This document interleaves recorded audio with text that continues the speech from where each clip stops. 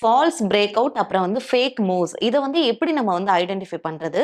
Retail traders வந்து பண்ற mistake என்ன? அவங்க எப்படி போய் அந்த ட்ராப்ல வந்து சிக்குறாங்க? அத பத்தி சொல்லுங்க. இந்த ஃபால்ஸ் பிரேக் அவுட்ட வந்துட்டு, நம்ம ஆப்ஷன்ஸ் ட்ரேட் பண்றோம் கொஞ்சம் ஈஸியா அத வந்து செக் பண்ண முடியும்.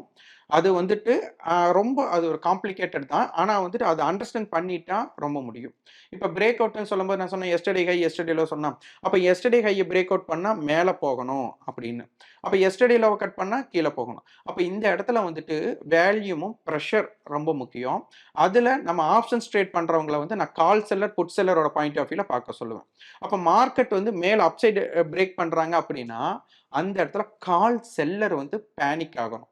அப்ப என்ன ஆகணும் அப்படின்னா, புட்டோட விலை ஏன்னா மார்க்கெட் மேல போகுது அப்படின்னா, காலோட விலை ஏறணும். புட்டோட விலை டவுன் ஆகணும்.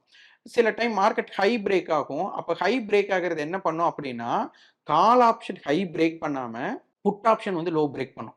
அப்ப இந்த மாரி இடத்துல வந்துட்டு நமக்கு மேல பிரேக் அவுட் வந்துட்டு மார்க்கெட் வேணா ஹைய பிரேக் பண்ணியிருக்கலாம். ஆனா ஆப்ஷன்ஸ்ல வந்துட்டு அதற்குண்டான இன்ட்ரெஸ்ட் குடுத்திருக்க மாட்டாங்க. அப்ப இந்த இடத்துல வந்து ஒரு ஃபால்ஸ் பிரேக் அவுட்டா நம்ம எடுத்துக்கலாம்.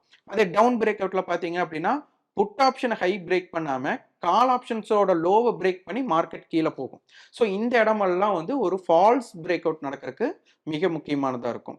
அதே மாரி பிரேக் அவுட் நடக்கிற இடத்துல ஒரு பேனிக் சிச்சுவேஷன் கிரியேட் ஆகும்.